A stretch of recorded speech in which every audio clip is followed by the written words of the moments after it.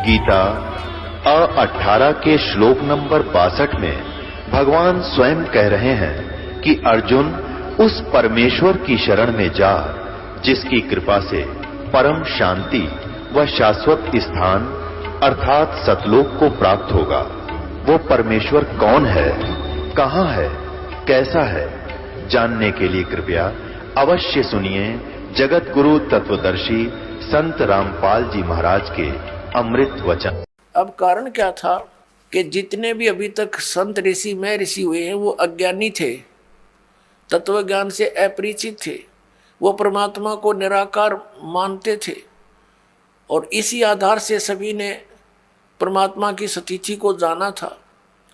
और इसी आधार से ये महर्षि दयानंद और इसके जितने भी अनुयायी आचार्य हुए हैं उन्होंने उसी आधार से भगवान को मानकर वेदों का अनुवाद किया। तो अब इनके आगे याद आ गई कि परमात्मा की महिमा चल रही है और हम परमात्मा परमात्मा लिखते आ रहे हैं। आगे चल के क्या देखा कि परमात्मा सशरीर है और मनुष्य दृश्य है, तो उनका भगदड़ मच गई। उन्होंने परमात्मा लिखना बंद कर दिया, पुरुष लिखना शुरू कर दिया। पुरुष माने भी प्रभु होता है संस्कृत में और हिंदी में, क्योंकि पुरुष जो है परमात्मा है, मनुष्य दृश्य है और उसने पुरुष को अपने जैसा रचा है मनुष्य को, इसलिए इनको भी पुरुष कहने लगे। तो यहाँ इन्होंने थोड़ी सी अपनी जो चतुरता दिखाई है कि कोई समझ ना ले कि भगवान साकार है। देखो ऋग्वेद मंडल नंबर 9 और सूक्त 1 और मंत्र नंबर 6 तक तो इन्होंने ठीक लिख दिया, हे परमात्मा की महिमा है। और 7 में गड़बड़ शुरू कर दी। उस पुरुष को जो ऊपर चलता रहा भगवान, उसको पुरुष लिख दिया, यहाँ लिखना था उस परमात्मा को। आगे देखो 8 में भी यही कर दिया, उस पुरुष को, उस परमात्मा को उग्र गतियां प्रेरणा करती हैं और भासमान शरीर को, तेजोमय शरीर को, सुंदर शरीर को वह पुरुष वो परमात्मा प्राप्त होता है अपने आत्माओं। ये स्पष्ट हो गया कि परमात्मा साकार है, शरीर है और वो शरीर को प्राप्त होता, शरीर तो है इसका, यहाँ प्रकट होता तो हमें दिखता है कि वो हमें प्राप्त हुआ। वो अव्यक्त है, अव्यक्त मीन निराकार नहीं होता।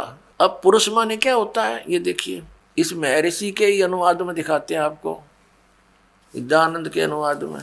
ये है यजुर्वेद है, ये प्रकाशक वही सार्वदेशी कार्य प्रतिनिधि सभा 2/5 महर्षि दयानंद भवन रामलीला मैदान नई दिल्ली। ये दयानंद सरस्वती द्वारा कृत है, ये अनुवाद किया है इसका और ये मुद्रक वही है। अब यजुर्वेद के अंतिम अध्याय का अंतिम मंत्र में इसने स्वयं लिखा पुरुष माने परमात्मा।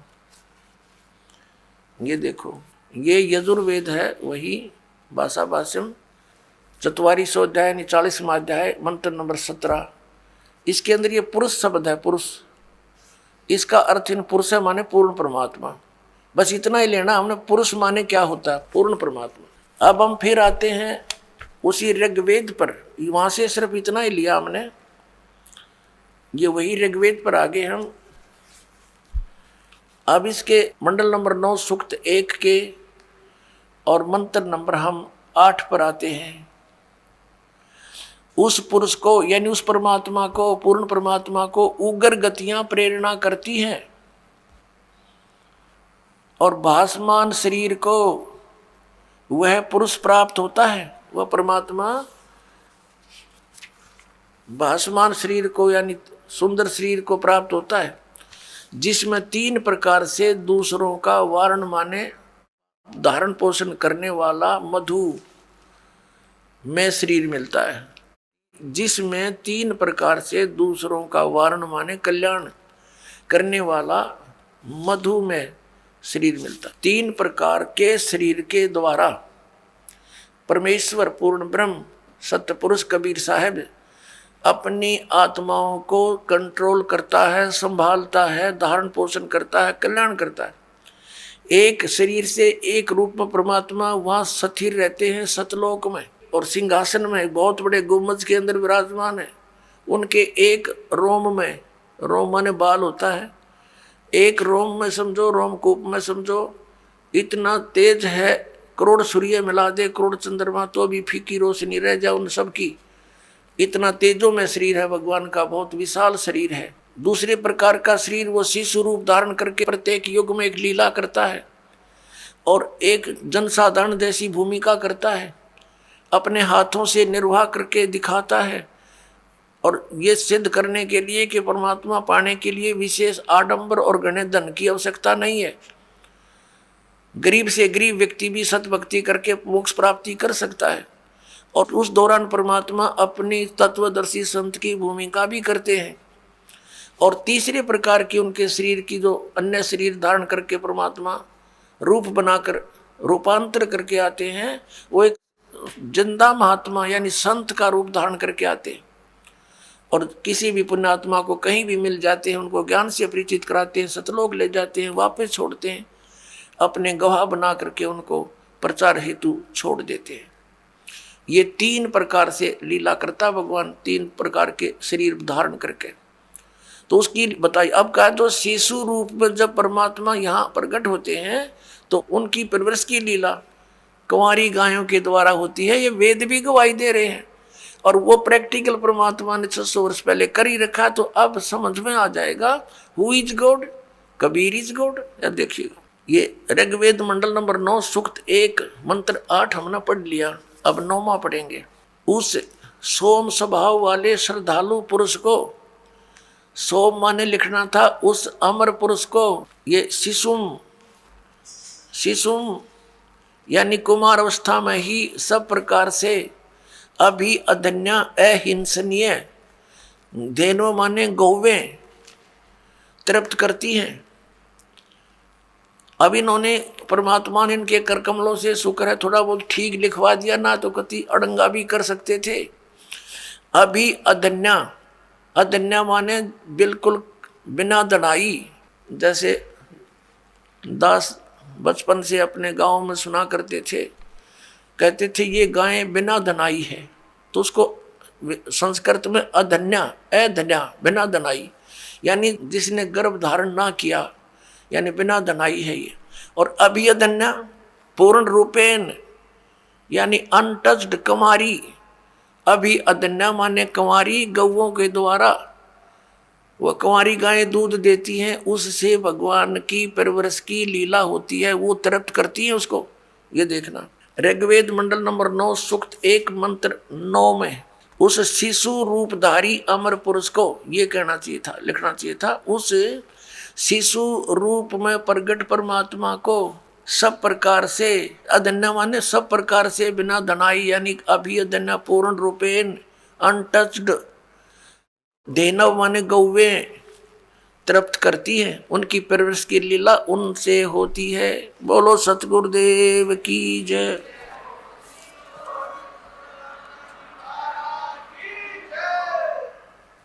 अपनात्मा इस प्रकार परमात्मा की लीला को और प्रमाणों को देखकर हम बहुत आसानी से समझ सकते हैं कि कौन है वो सुप्रीम गॉड, वो सर्वशक्तिमान परमात्मा कौन है। वो उत्तम पुरुष है तो अन्य है, वो कौन है? तो वो कबीर देव है, वो कबीर साहिब है जो बनारस में काशी में धानक रूप जुलाहे रूप में लीला की और अपने तत्व ज्ञान का प्रचार किया। अच्छी आत्माओं से मिले, उनको भी परमात्मा से परिचित करवाया। किन किन को मिले? अब वेद में थोड़ा सा और हिंट देते हैं आपको कि वो परमात्मा अन्य रूप में भी, जैसे साधु रूप बनाया और कहीं भी प्रकट हो गए, किसी पुण्यात्मा को मिले, उनको सत्य से परिचित कराया और फिर उस महापुरुष ने फिर परमात्मा के गुण उस परमात्मा द्वारा दिए गए ज्ञान के अनुसार सब जगह गाए। ऋग्वेद में थोड़ा सा हिंट और देते हैं आपको, यही ऋग्वेद, इसमें 3-4 श्लोक और दिखाते मंत्र आपको। फिर आज का सत्संग प्रारंभ होगा, ये भूमिका बनाई जा रही है। देखिएगा ऋग्वेद वही मंडल नंबर 9-10 प्रकाशक हैं सार्वदेशिक आर्य प्रतिनिधि सभा, महर्षि दान भवन, रामलीला मैदान, नई दिल्ली। और महर्षि दान सरस्वती कृत, मुद्रक है Prince offset printers 1510 Pataudi house, Daryaganj, नई दिल्ली। अब इसके अंदर आपको दिखाते हैं ऋग्वेद मंडल नंबर 9 सूक्त 86 का मंत्र 26 और 27। ऋग्वेद मंडल नंबर 9 सूक्त 86 86 और मंत्र 26। इसमें क्या लिखा कि यज्ञ करने वाले यजमानों के लिए परमात्मा सब रास्तों को सुगम करता हुआ उनके विघ्नों को मर्दन करता है, उनके संकटों का नाश करता है और उनको पवित्र करता हुआ अपने रूप को सरल करता हुआ। क्योंकि सतलोक में परमात्मा का रूप बहुत तेजों में है। एक रोमकूप में करोड़ सूर्य मिला दे, करोड़ चंद्रमा, वो भी फीकी रोशनी रहे, इतना तेजों में शरीर है भगवान का। यदि वो एज इट इज यहाँ आ जाए तो हमारी आंखें बंद हो जाए, हम देख नहीं सकते कुछ भी, दूर से ही। भगवान तो बाद में आएगा, उसका प्रकाश पहले आ लेगा, तो उस प्रकाश से हम परमात्मा को नहीं देख सकते। इसलिए अपने रूप को हल्का तेज पुंज का सरल बना के वो हमारे सामने प्रकट होते हैं। जैसे काशी में जुलाहे रूप में हुए, वो परमात्मा पूर्ण ब्रह्म है। देखना, अपने रूप को सरल करता हुआ वह कांति में परमात्मा। यहाँ इन्होंने कबीर को अर्थ सर्वज्ञ लिख दिया, यहाँ लिखना था वो कबीर देव। अब ये कंसेप्ट यहाँ क्लियर फेर करना पड़ेगा कि जहाँ पर भी परमात्मा की महिमा चल रही हो वेदों में, तो वहाँ पर यदि कबीर शब्द है कबीर, तो वहाँ लिखना पड़ेगा कबीर देव। जैसे ये खुद लिखते हैं, ये संस्कृत और व्याकरण के ज्ञाता। अब फिर यजुर्वेद दिखाना पड़ेगा। देखिएगा, ये यजुर्वेद है, ये महर्षि दान सरस्वती कृत, प्रकाशक है सार्वदेशिक आर्य प्रतिनिधि सभा 2/5 महर्षि दान भवन, रामलीला मैदान, नई दिल्ली। और ये महर्षि दान सरस्वती द्वारा इसका अनुवाद किया गया है और मुद्रक Prince offset printers 1510 Pataudi house, Daryaganj, नई दिल्ली से ये छपा है। यजुर्वेद अध्याय नंबर 36 में 60 से अध्याय आरंभ 36 में और मंत्र नंबर 1 में यहाँ यजु शब्द लिखा है। यजु रचम वाचम प्रपदे मनो यजु प्रपदे। इस यजु का अर्थ अनुवाद करते समय महर्षि दानंद ने यहाँ सही किया है। यजु का अर्थ लिख दिया यजुर्वेद, बिल्कुल ठीक किया। यदि यहाँ यजु का अर्थ के मैं अन्य कर देता, क्योंकि यजु माने होता है परमात्मा से मिलने की विधि, यानी यज्ञ स्तुतियां, ये भी अर्थ होता। अगर यहाँ वो ये अर्थ कर देता तो यहाँ महिमा थी यजुर्वेद की, तो यजुर्वेद ना लिखकर कुछ अन्य अर्थ कर देने से अनर्थ हो जाता और जिसकी महिमा बोली जा रही है उसको पहचान नहीं पाते। इसी प्रकार जहाँ पर भी कबीर लिखा हो, कबीर जिसके अपसर्ग लगा दी जाती है, तो वहाँ लिखना चाहिए कबीर देव। और कबीर देव लिखने से फिर बात सुलझ गई, हम उसको कबीर देव कहने लगे। कबीर हम वह को वह बोलते हैं, तो कबीर देव माने परमात्मा, कबीर साहब। तो ये कवि जहाँ लिखा है इन्होंने, कवि कोई सर्वज्ञ नहीं होता, ये भी भूल लगी है इनको। कवि का अर्थ सर्वज्ञ नहीं हो सकता। कवि का अर्थ काव्यकार तो हो सकता है, अगर वो भी प्रकरणवश कोई प्रकरण चल रहा हो या महिमा भगवान की चल रही है। अड़ाओ ये कवि का अर्थ कर दिया सर्वज्ञ। सर्वज्ञ ये शब्द तो कर रहे हैं हम भगवान के विषय में बोल रहे हैं, लेकिन उसका नाम लिखना था, हु इज दैट गॉड, वो कौन है वो परमात्मा जो ऐसी लीला करता है, वो कबीर देव है, वो कबीर साहब है। फिर आइए, अब हम फिर ऋग्वेद पर आ गए हैं, जो अभी आपको दिखाया था। ये इन्हीं के द्वारा प्रकाशित है और ये वही अब ऋग्वेद, हम पर उसी पर आ गए।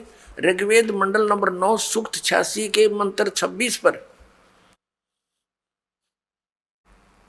यज्ञ करने वाले यजमानों के लिए, यानी भक्ति करने वाले भक्तों के लिए, यजमान कहो से भगत कहो, परमात्मा सब रास्तों को सुगम करता हुआ उनके विघ्नों को मर्दन करता है, उनके संकटों का नाश करता है, उनको पवित्र करता हुआ और अपने रूप को सरल करता हुआ वह कांति में परमात्मा। यहाँ कबीर देव लिखना था, ये देखो, ये कबीर अतो, हम इसको कबीर बोलने लागे, वह को बह, ये कबीर है, हम कबीर बोलते हैं। अब देखिएगा, इसका इन्होंने यहाँ संधि छेद करके ये ऐसे लिख लिया, ये अपसर्ग लगा दिए दो, जैसे यजु में लगाए थे तो यजुर्वेद लिख दिया, वो ठीक किया। तो यहाँ कबीर देव लिख देते, कबीर देव, इनकी संस्कृत व्याकरण भी बनी रहती, कबीर देव लिख देते। और हम कबीर साहब बोलते हैं उसको, वह को वह बोलते हैं, कबीर साहब, कबीर देव, कबीर परमेश्वर। तो यहाँ ये महिमा किसकी है? कबीर देव। क्या लिखा है कि वह कांति में परमात्मा कबीर देव, या लिखना था कबीर देव, कबीर साहब, विद्युत के समान क्रीड़ा करता हुआ, यानी विद्युत जैसी, बिजली जैसी गति से चलता हुआ वर्णीय पुरुष को प्राप्त होता है। अच्छी आत्मा, वर्णीय माने अच्छी आत्मा को प्राप्त होता है। आगे देखो वो कहाँ रहता है भगवान? 27वें मंत्र में, ऋग्वेद मंडल नंबर 9 सूक्त 86 मंत्र 27 में, जो परमात्मा ध्युलोक के तीसरे पृष्ठ पर विराजमान है। ध्युलोक माने उस तेजो में लोक के, सतलोक के तीसरे पृष्ठ पर विराजमान है। सतलोक के तीसरे पृष्ठ पर, तीसरे स्थान पर, यानी उसमें भी विभाजित है। टॉप मोस्ट प्लेस पर स्वयं परमात्मा विद्यमान है और नीचे अन्य सृष्टि है, सभी इसी प्रकार सृष्टि है जैसे यहाँ पर है। इसको समझने के लिए ऐसा समझो जैसे दिल्ली और बाह्य दिल्ली होती है, तो परमात्मा उस ध्युलोक के तीसरे पृष्ठ पर वहां रहता है, वहां विराजमान है, साकार है, मनुष्य दृश्य है, वहां से गति करके आता है। अब देखना, ऋग्वेद मंडल नंबर 9 सूक्त 82 मंत्र नंबर 1, जो सर्व उत्पादक प्रभु, सबकी उत्पत्ति करने वाला परमेश्वर, प्रकाशमान सद्गुणों की वृष्टि करने वाला, पापों का नाश करने वाला, हरण करने वाला है, वह राजेव, राजा के समान। ये देखना, ये है 269 पृष्ठ पे। अब हम पढ़ेंगे 270 पृष्ठ पे। राजा के समान दर्शनीय है, राजा के समान देखने योग्य है, साकार है, मनुष्य दृश्य है। ये वेद गवाही दे रहे हैं इन्हीं के कर कमलों से, जो भगवान को निराकार निराकार करके और दुनिया को बरगलाया करते थे।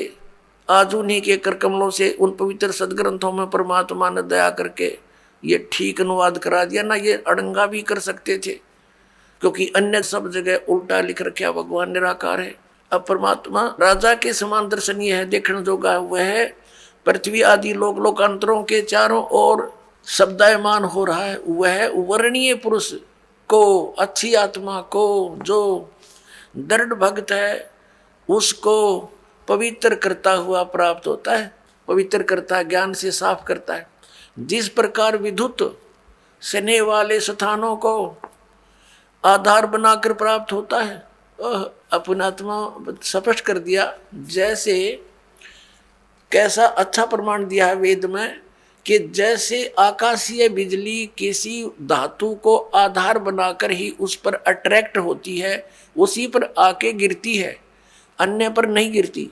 तो ऐसे ही परमात्मा उन्हीं पुण्यात्माओं को मिलता है जिनसे वो आकर्षित होता है, जो दृढ़ भक्त होते हैं, जो उनकी बातों को श्रोधार्य करके फिर दृढ़ता के साथ अन्य पुण्यात्माओं को सुनाते हैं। पहले काशी धातु के बेले थाली हुआ करते, और जब वर्षा के सीजन में हमारी दादी जी कहती थी हमारी माताओं से कि बाहर आंगन में काशी की थाली रखी है, बेला रखा है, इसको अंदर रख दो, नहीं तो बिजली गिर जाती है काशी धातु पर।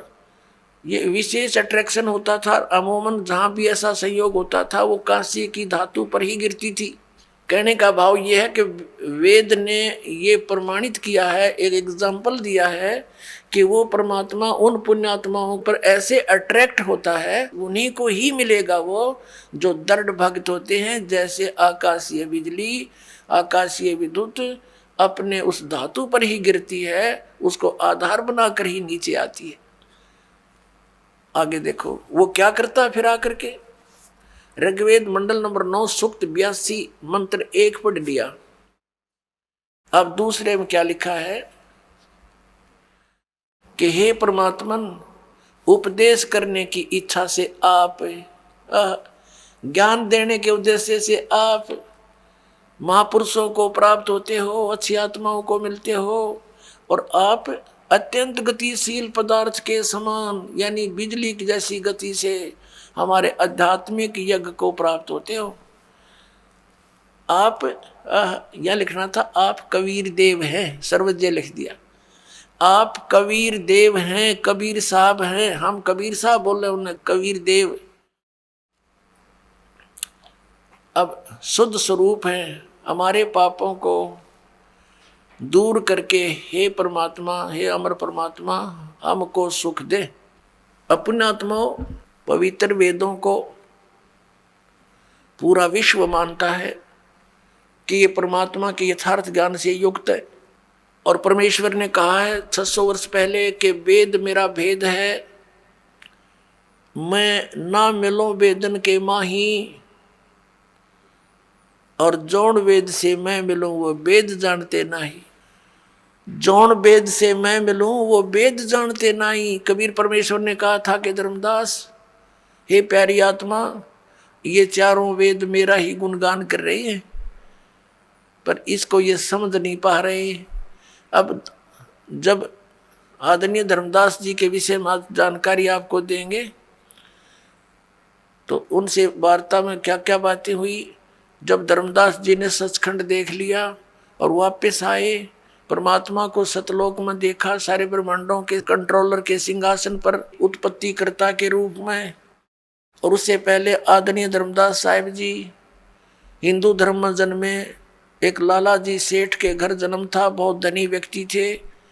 वो भगवान श्री राम श्री कृष्ण जी पर आसक्त थे, इन्हीं को सुप्रीम पावर माना करते थे, क्योंकि हमारे आदरणीय शंकराचार्यों ने यही ज्ञान फीड कर रखा था पवित्र हिंदू धर्म के पुण्यात्माओं में कि राम और श्री कृष्ण ये सुप्रीम पावर हैं, ब्रह्मा विष्णु महेश ये अजर अमर हैं। विशेषकर विष्णु और शंकर जी को ये अजर अमर कहा करते थे, इनके कोई माता पिता नहीं है। और जब धर्मदास जी ने सतलोक में देखा भगवान को, जब नीचे आकर देखा वही जुलाहे के रूप में कार्य करते को, तब उन्होंने कहा था हे भगवान, सचमुच भगवान तो आप हो। तो हमें बताया गया कि पुराणों में लिखा है कि श्री विष्णु जी सुप्रीम पावर हैं, वेदों में लिखा है श्री विष्णु जी ही सुप्रीम पावर हैं, शंकर भगवान सर्वशक्तिमान हैं, यही अजर अमर हैं। हे परमात्मा, क्या फिर ये वेद कतेब झूठे हैं? पुराण और वेद क्या झूठे हैं जो इनमें ऐसा लिखा है कि ब्रह्मा विष्णु महेश के कोई माता पिता नहीं? तब परमेश्वर ने कहा था वेद कतेब झूठे नहीं भाई, झूठे हैं ये समझे नहीं। झूठे दिए जो इन वेदों को, इन पुराणों को समझ नहीं सके, उआ बाई का ज्ञान प्रचार कर रहे हैं, लोक वेद सुना रहे हैं, आपको बरगला रहे हैं।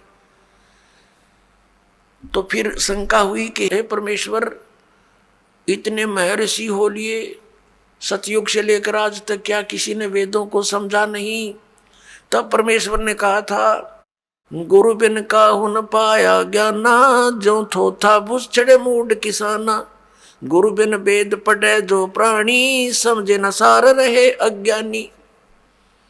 कि भाई गुरु बिन काहू न पाया ज्ञाना, जो थोथा बुझ चढ़े मूड किसाना। मूर्ख व्यक्ति थोथे भूस पर लठ मारे जा, उसको कूटता रहे, उसमें क्या हासिल होगा? तो इसी प्रकार ये थोथा भूस कूट रहे थे सभी ऋषि महर्षि, जैसे कल आपको दिखाया था सत्संग में, रूबरू करा था उन पुराणों के, जिसमें ब्रह्मा विष्णु महेश नासवान है, वो स्वयं स्वीकार करते हैं हमारी जन्म मृत्यु होती है।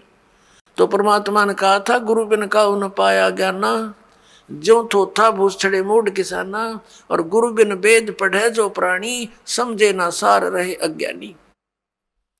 तो ये सभी अज्ञानी रहे अभी तक। परमात्मा आए थे गुरु रूप में, वो गुरु थे, वो सतगुरु थे। अब नकली गुरु घने हो गए, इसलिए सतगुरु कहना पड़ा। अब नकली सतगुरु भी नरे हो गए, तो अब सतगुरु की पहचान कराने के लिए ये प्रमाण दिखाने पड़ रहे हैं दास को कि हो इन सतगुरु। ये नकली सतगुरु, इन कख का पता नहीं, नाम धर रहे सतगुरु जगत गुरु। तो पुण्यात्माओं, अब आप स्वयं शिक्षित हो गए और स्वयं हम निर्णय करेंगे परमात्मा कौन है, कैसा है। हम किसी की लोकवेद पर आधारित अब नहीं रहेंगे, वो तेरे दिन रह लिए। अब ये सारी भूमिका जो दास ने बनाई है, वेदों ने प्रमाणित कर दिया, वो परमात्मा अच्छी आत्माओं को आकर मिलता है, उनको ज्ञान देता है, यथार्थ ज्ञान देता है। तो इससे सिद्ध हो गया कि पहले उनके पास ज्ञान नहीं था, इसलिए तो यथार्थ ज्ञान देने भगवान आए स्वयं। ना तो वेद किताब पढ़ने वाले बहुत ज्यादा थे, तो सदग्रंथों को वो समझे नहीं, उनको समझाने के लिए ही परमात्मा आते हैं। तो परमेश्वर ने कहा था, गोता मारूं स्वर्ग में, जा बैठूं पाताले, कह कबीर ढूंढता फिरूं अपने हीरे मोती लाले। परमेश्वर ने कहा था कि गोता मारूं स्वर्ग में और नीचे जा बैठूं पाताल, अपने हीरे मोती अच्छे अच्छे लालों को ढूंढता फिर रहा हूं। और फिर क्या बताया है कि जो जन मेरी शरण है, ताका हूँ मैं दास, गेल गेल लाग्या फिरूं जब तक धरती आकाश। परमात्मा कहते हैं, जो एक बार मेरी शरण में किसी भी समय किसी युग में आगी वो आत्मा, फिर उसके साथ ऐसे पीछे पीछे फिरूंगा जब लग धरती आकाश रहेगा। या तो वो पार हो जाएगा, नहीं फिर भी उसको कभी ना कभी शरण में लेकर के दोबारा उसको ज्ञान दूंगा, शरण में लूंगा, ज्ञान बताऊंगा। तो क्या बताया है, ज्यों बच्छा गऊ की नजर में, यों साईं को संत, भक्तों के पीछे फिरे वो भक्त वत्सल भगवंत। जैसे गाय को अपना बच्चा होता है, चारा भी चर रही होती है और नजर अपने बच्चे पर रहती है। कोई कुत्ता वगैरह या दूसरा कोई पशु उसके निकट आता है तो चारा चरते चरती भी एक दृष्टि रखती है और फूं करती है, उसको भगाती है कि मेरे बच्चे से दूर हो जा। तो कहते हैं, जो बच्छा गऊ की नजर में, न्यू साईं को संत, और भक्तों के पीछे फिरे वो भगत वत्सल भगवंत। तो पुण्यात्माओं, इस अज्ञान को हटाने के लिए परमेश्वर स्वयं आते हैं कि परमात्मा कौन है, वो कहाँ रहता है और कैसे वो स्थान प्राप्त हो सकता है जहाँ जाने के बाद साधक फिर लौटकर संसार में नहीं आते। अब आप जी ने देख लिया, वेद क्या गवाही देते हैं कि वो परमात्मा अपने उस तीसरे मुक्ति धाम में वहाँ रहता है, वहाँ से चलकर आता है, अच्छी आत्माओं को मिलता है और उनको ज्ञान देता है। उसी आधार से ये गुण है उस परमात्मा के, वो ऐसी लीला करता है। उसी लीला के अंतर्गत कलयुग के अंदर वो परमेश्वर किन किन महान आत्माओं को मिले। आदरणीय धर्मदास साहिब जी बांधोगढ़ वाले को, आदरणीय मलुकदास जी, आदरणीय नानक साहिब जी सिख धर्म के प्रवर्तक को, आदरणीय दादू साहिब जी, आदरणीय गरीबदास साहिब जी गांव छुड़ाने जिला झज्जर हरियाणा वाले को, आदरणीय घीसा दास साहिब जी गांव खेखड़ा जिला मेरठ उत्तर प्रदेश वाले को। इन महापुरुषों के विषय में तो दास को जानकारी है और अन्य बहुत से महापुरुषों को वो ऐसे मिलते हैं। आदरणीय नामदेव जी को भी मिले थे, आदरणीय हजरत मोहम्मद जी को भी मिले थे। हजरत मोहम्मद जी ने परमात्मा के ज्ञान को स्वीकारा नहीं था, बाकी सभी महापुरुषों ने परमात्मा के ज्ञान को स्वीकारा था। अब क्या कहते हैं, हम मोहम्मद को वहां ले गए, कबीर परमेश्वर कहते हैं सतलोक ले गए, इच्छा रूपी वहां नहीं रहो, उल्ट मोहम्मद मैल पठाया, गुज बीरज एक कलमा लाया, रोजा बंग नमाज देई रे, बिस्मल की नई बात कही रे। अब क्या बताते हैं कि हम इस हजरत मोहम्मद को भी लेकर गए थे, क्योंकि सभी आत्मा उस एक का परमात्मा की है, अल्लाह कबीर की है, उस परम अक्षर ब्रह्म सत्य पुरुष की है। वो चाहते हैं कि अच्छी आत्माएं जिनके पीछे काफ़ी लोग लगे हुए हैं उनको और सच्चाई बता दूं तो ये उनको समझा देंगे और जल्दी मेरे शरण में ले आएंगे। लेकिन यहाँ परमात्मा की जो बात सिरे नहीं चढ़ पाई, तो क्या बताते हैं परमात्मा ने फिर आकर बताया कि हे मुसलमानों, तुम हजरत मोहम्मद के नाम पर जो ये बिस्मिल करते हो, ये बिस्मिल करने की बात उन्होंने नहीं कही। उन्होंने क्या बताया, रोजा बंग नमाज देई रे, बिस्मिल की नई बात कही रे। नबी मोहम्मद ना गोश्त खाया, हजरत मोहम्मद ने, नबी मोहम्मद ने मांस नहीं खाया, मांस नहीं खाया। कहते हैं अरस कुरस पर अल तकत है, खालिक बिन नहीं खाली, और वो पैगंबर पाक पुरुष थे साहिब के अब्दाली। वह पैगंबर तो पुण्यात्मा थी, वैसे जुल्म करें थे जैसे तुम कर रहे हो। मांस खाते हो, गऊ काट दी, जोटे की टालना, बकरे खा लिए, मुर्गे खा लिए हैं। उनको दीदार कहाँ है जो काटे गला बिराना, दूसरे का गला काटते हैं, उनको काम परमात्मा मिलेगा। नबी मोहम्मद नमस्कार है कि नबी मोहम्मद आदरणीय महापुरुष थे और राम रसूल कहाया, वो भगवान का अल्लाह का दूत कहलाया। और 1,80,000 को सौगंध जिन नहीं कर चलाया, हजरत मोहम्मद जी के 1,80,000 अनुयायी हुए थे उस समय, और वो पाक साफ थे, सब बुराइयों से दूर थे, ब्याज तक भी नहीं लेते थे, वो किसी के साथ खून खराबा नहीं करते थे, ये मना किया हुआ था, उन्होंने सिद्धांत बना रखा था। नबी मोहम्मद नमस्कार है राम रसूल कहाया, 1,80,000 को सौगंध जिन नहीं कर चलाया, अरस कुरस पर अल तकत है, खालिक बिन नहीं खाली, और वो पैगंबर पाक पुरुष थे साहिब के अब्दाली। वो तो परमात्मा की कृपा पात्र थे, उन्होंने ऐसा जुल्म नहीं किया। तो परमात्मा कहते हैं मोहम्मद को हम वहां ले गए हो, इच्छा रूपी वहां नहीं रहे हो, उल्ट मोहम्मद महल पठाया, गुज बीरज एक कलमा लाया, रोजा बंग नमाज दई रे, बिस्मिल की नहीं बात कही रे। कहते मारी गौ शब्द के तीरम, ऐसे होते मोहम्मद पीरम, और शब्द फेर जवाई, वो जीव रखा हंसा रखा, गोसत नहीं बाख्या, ऐसे पीर मोहम्मद भाई। कि हजरत मोहम्मद ऐसे सिद्धि युक्त थे, उन्होंने एक बार शब्द से गाय को मार दिया और शब्द से जीवित कर दिया, उसका मांस नहीं खाया, वो जीवित कर दी थी, और तुम करके दिखाओ जीवित। अब उस दिन को, जिस दिन हजरत मोहम्मद ने ये लीला की थी, उस दिन को मनाने लग गए। उस दिन ये गुरु गौ विशेष कर बिस्मिल करते। परमात्मा कहते उन्होंने तो जीवित कर दी थी, वो मांस नहीं खाया था। फिर क्या बताते हैं परमात्मा कहते हैं एक समय हजरत मोहम्मद जी ने वचन से गौ मार दी और जीवित नहीं हो पाई, क्योंकि जो सिद्धियां प्राप्त हुई थी भगवान से, वो उसकी 1-2 करामात दिखाने से फेल होगी। तो कहते फिर हम मोहम्मद याद किया रे।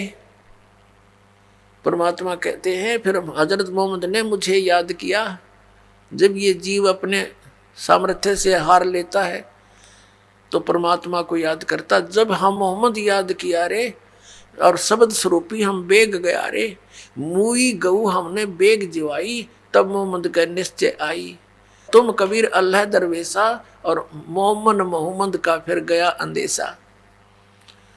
हजरत मोहम्मद से जब गाय जीवित नहीं हुई तब कहते हैं हम अल्लाह अकबर को पुकारा, तो शब्द स्वरूपी हम बेग गया रे। हम तुरंत गए लेकिन अन्य को दिखाई नहीं दे रहे थे, हजरत मोहम्मद को दिखाई दे रहे थे।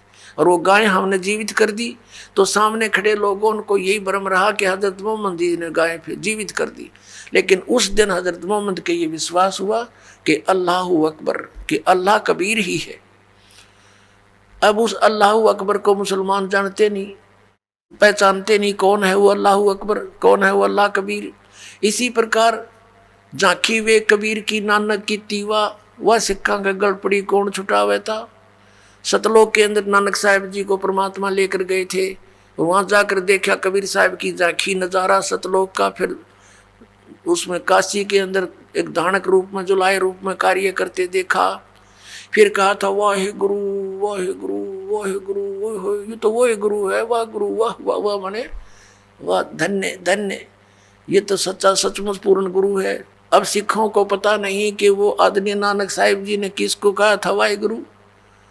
तो ये सारा ज्ञान अब आपके रूबरू होगा और सब मानव इसको समझेगा और फिर सच्चाई को ग्रहण करेगा, क्योंकि हम भगवान के लिए भटक रहे हैं। अब हम अपने प्रसंग पर आते हैं कि वो परमात्मा अपने गुणानुसार, अपने जो लीला करता उसके अनुसार पुण्यात्माओं को मिलते हैं। आदरणीय धर्मदास साहिब जी को मिले, जैसे दास जी ने आधा दर्जन पुण्यात्माओं के शुभ नाम आपके रूबरू किए। उनमें से आदरणीय धर्मदास साहिब जी बांधवगढ़ मध्य प्रदेश के रहने वाले थे, बहुत बड़े सेठ थे, एक रूपदास नाम के गुरु बना रखे थे। और जैसा भी ज्ञान इन शंकराचार्य जियों ने हमें दे रखा है उसके आधार से श्री राम, श्री कृष्ण, विष्णु और शंकर भगवान को सर्वेश्वर महेश्वर मानकर पूजा किया करते थे। एकादशी का व्रत और 68 तीर्थों पर जाना अनिवार्य बता रखा था। उसी ज्ञान से प्रेरित वो पुण्यात्मा आदरणीय धर्मदास साहिब जी तीर्थ करते हुए बांधवगढ़ से पैदल चले और मथुरा में पहुंच गए, वृंदावन मथुरा। और जहां पर श्री कृष्ण जी गौओं को पानी पिलाया करते थे, स्वयं भी उसमें नहाया करते थे, क्योंकि पहले तालाबों से ही स्वयं भी पीते थे और पशु भी उसी में पीते थे, उसी में नहाते थे। बड़े सरोवर हुआ करते थे तो वो कोई हानि नहीं करते थे। अब उस सरोवर में स्नान करने के लिए अपने गुरुजी के द्वारा बताए गए भक्ति मार्ग के आधार से मथुरा में पहुंच गए। उस जोड़ में नहाए, तालाब में स्नान किया और बाहर आकर के कुछ स्थान लिप्या, गाय के गोबर और मिट्टी मिला करके कुछ पवित्र बनाया स्थान। उस पर बैठकर अपना नित्य कर्म करने लगे, जो भी उनके गुरुदेव ने बता रखा था। उसमें पहले तो शालिग्राम की पूजा की, भगवान विष्णु की मूर्ति की, उसकी पूजा की, उसको नवाया दवाया, खूब सुथरे नए कपड़े पहना दिए मूर्ति को। भगवान विष्णु की मूर्ति ठाकुर जी बोलते हैं उसको। और फिर गीता जी का पाठ करने लगे। उसी समय परमात्मा एक जिंदा महात्मा का रूप बनाकर, जैसा आप जी ने अभी ऋग्वेद मंडल नंबर 9 सूक्त 1 मंत्र 8 और 9 में 8 में आपने पढ़ा कि उस परमात्मा को उग्र गतियां प्रेरणा करती हैं, यानी ऐसी उग्र स्थिति बन जाती हैं कि हाहाकार मच जाती है, धर्म की हानि होती है, सभी व्यक्ति नास्तिकता की ओर अग्रसर हो रहे होते हैं। उस समय परमात्मा एक सुंदर शरीर यानी एक भासमान शरीर को प्राप्त होता है और वहाँ आकर के वो ज्ञान प्राप्त कराता है। तो उससे क्या होता है कि वो परमात्मा 3 प्रकार के शरीर से सबका वारण करता है, कल्याण करता है। एक तो आपको बता सतलोक में परमात्मा रहते हैं, उसके एक रोमकूप में करोड़ सूर्य मिला करोड़ चंद्रमा, ऐसा उनकी शोभा है, इतना प्रकाश है उनके बॉडी का, शरीर का, साकार है, मनुष्य दृश्य। और दूसरा आपको बता शिशु रूप धारण करके आते हैं, वो दूसरी प्रकार के फिर लीला में बड़े होते हैं। एक जनसाधारण की लीला प्रत्येक युग में करते हैं, उसी नाम से वो प्रसिद्ध रहते हैं और ज्ञान भी प्रचार करते हैं, जिस कारण से वो काव्यों के माध्यम से, लोकोक्तियों के माध्यम से अपना ज्ञान प्रचार करते हैं, जिससे वो प्रसिद्ध कवि भी कहलाते हैं। ऐसा वेदों में लिखा है। ऋग्वेद मंडल नंबर 9 सूक्त 96 में 96 के मंत्र 16 से लेकर और 20 तक ये स्पष्ट उसमें किया हुआ।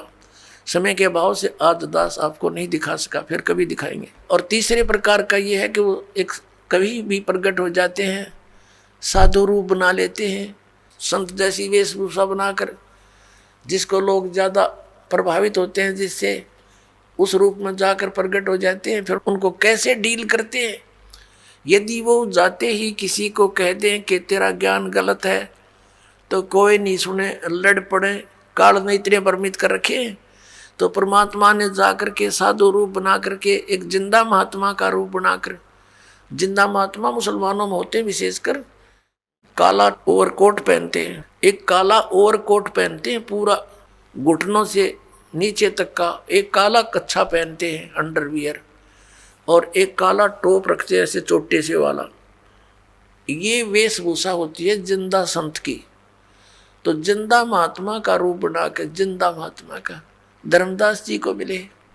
वहाँ बैठ के थोड़ी सी दूरी पर जब धर्मदास जी ने अपना नित्य कर्म कर लिया और बड़े ध्यान से सुन रहे थे, भगवान ऐसे गर्दन कर रहे थे, तो धर्मदास जी ने सोचा ये मुसलमान भक्त हमारी गीता जी के ज्ञान से बड़ा प्रभावित हो रहा है।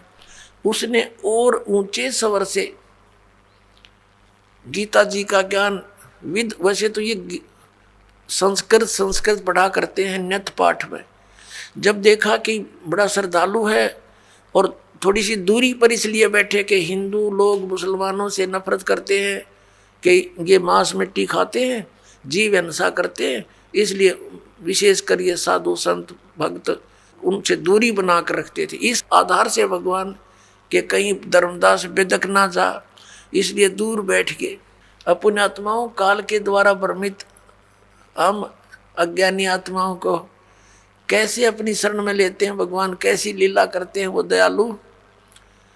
ऐसे ऐसे गर्दन हिला रहे थे, ऐसे ऐसे, जैसे बहुत अच्छा आनंद आ रहा। तो धर्मदास जी ने अनुवाद भी शुरू कर दिया जैसा अपने गुरु जी से सुना था।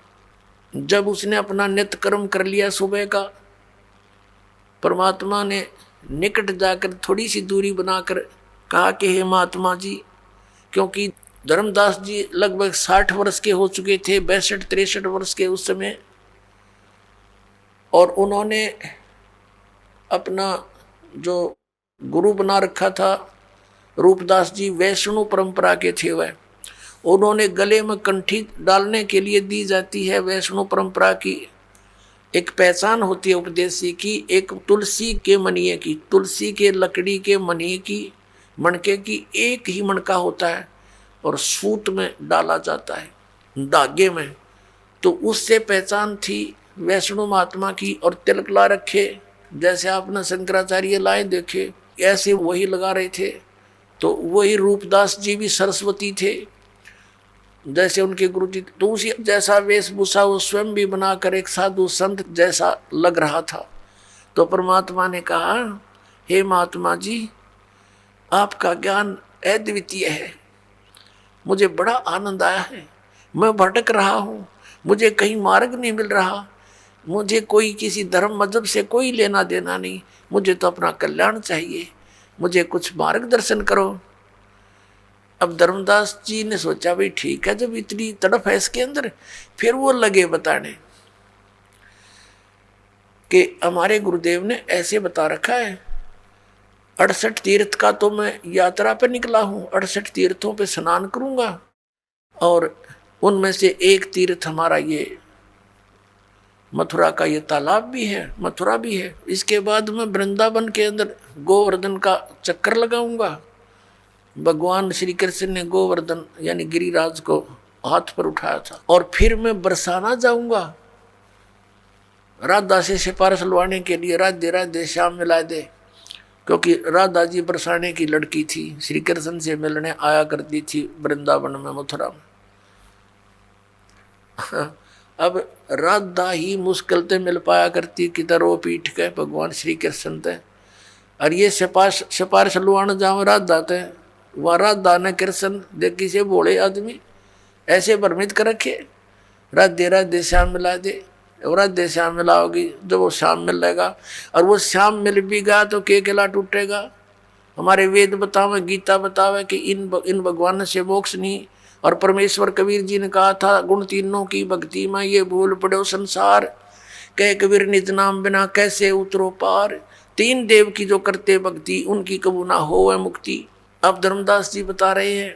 और उसके बाद एकादशी का व्रत रखता हूँ मैं, ये बहुत ही उत्तम व्रत है, इसके रखने से मोक्ष हो जाता है। श्राद्ध निकालते हैं, सब क्रियाएं करते हैं हम, और राम कृष्ण का जाप जपते हैं, हरे कृष्ण हरे राम राम राम राधे श्याम सीताराम हरे राम। ये हमारे मंत्र हैं, ओम नमः शिवाय। अब परमात्मा ने जब उसने सारा कुछ कह लिया तब कहा कि हे महात्मा जी, मेरा उद्धार करो, दीक्षा दे दो मुझे, आप मुझे अपना शिष्य बना लो, और मेरी कुछ जिज्ञासा है, मेरे कुछ शंका का कुछ समाधान भी चाहता हूँ। तब धर्मदास जी ने कहा कि देखो जी, हम शिष्य नहीं बना सकता मैं, क्योंकि ऐसे शिष्य बनाना पाप होता है, क्योंकि मुझे आदेश नहीं है, और मेरे गुरुजी हैं रूपदास जी, उनके पास चलो, मैं आपको दीक्षा दिला दूंगा।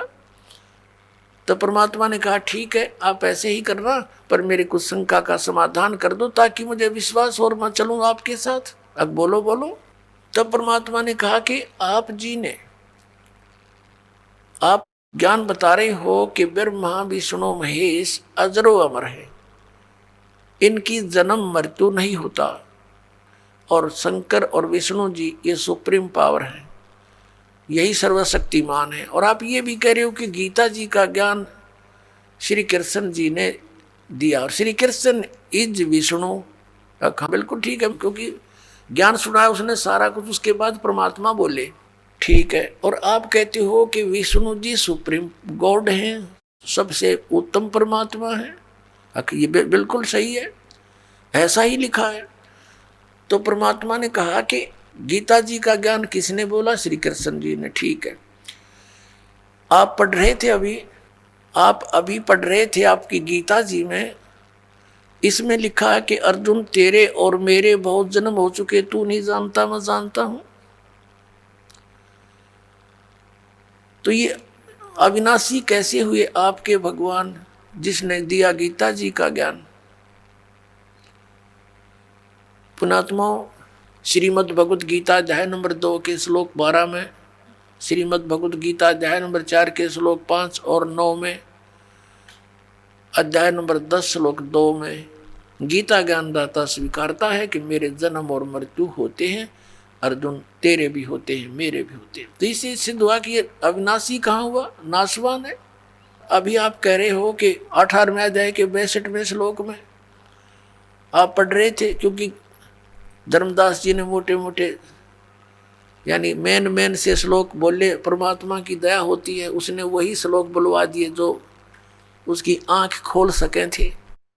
तो परमात्मा ने कहा कि अभी आपने गीता जी में बताया कि हे अर्जुन 18वें अध्याय के 62वें श्लोक में प्रमाण है, तू सर्वभाव से उस परमेश्वर की शरण में जा, उसकी कृपा से तू परम शांति को, सनातन परम धाम को प्राप्त होगा। तो वो भगवान कौन है? और गीता जी अध्याय नंबर 15 के श्लोक 4 में कहा कि तत्वदर्शी संत की प्राप्ति के उपरांत परमेश्वर के उस परम पद की खोज करनी चाहिए, जहाँ जाने के बाद साधक फिर लौटकर संसार में कभी नहीं आते। और जिस परमेश्वर ने सारे ब्रह्मांडों की रचना की है, केवल उसी की भक्ति करो। आपका भगवान गीता ज्ञानदाता ये कह रहा है, गीता ज्ञानदाता तो कह रहा है कि उसकी भक्ति करो। वो कौन है मुझे वो बता दो, बस फिर मैं आपके गुरु का चेला। अब धर्मदास की तो आंखें फूल गई, सब भूल गया, कोई जवाब नहीं, बेबाक हो गया, गूंगा और बहरा हो गया, सुन्न हो गया काफी देर तक। यूं क्या कही भाई, सच्चाई बिल्कुल सारी। फिर क्या सोचता, क्या कहता है? उसने सोचा बात तो बिगड़ गई, क्योंकि मन काल है और सत्य से परिचित होकर भी ये नहीं स्वीकारने देता, ये पक्का जाल है। अब धर्मदास ने विषय बदल दिया, कहने लगा हम वैष्णव साधु हैं, हम जीव हिंसा नहीं करते, हम तो तुम्हारे जैसे शूद्र को निकट भी नहीं बैठने देते, तो क्या बातें बना रहा है, और हम कोई जीव हिंसा नहीं करते। अब उसने देख लिया धर्मदास जी ने कि ये मुसलमान है और ये मांस खाते हैं, तो ये एक ट्योंट कस दिया कि हम जीव हिंसा नहीं करते हैं और हम किसी का बुरा नहीं करते, हम ऐसे ऐसे अपने लाग्या बढ़ाई करने। अब परमात्मा ने देख लिया काल ना हल्ला इसके अंदर तक गया नहीं, अंदर ही विद्यमान है अभी तो परमात्मा अंतर ध्यान हो गए, एकदम अदृश्य हो गए।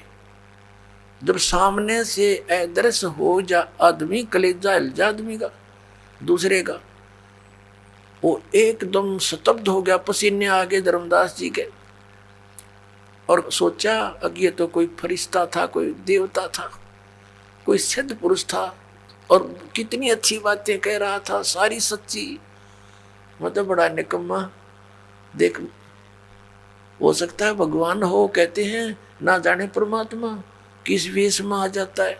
ये पुरानी कहा था पुणात्मा हो, तो परमात्मा निराकार क्यों करो यार, जब सारे प्रमाण मिलन लग रहे हो, ना जाने किस वेश में कब आ जावे, किस साधु संत के रूप में आ जावे।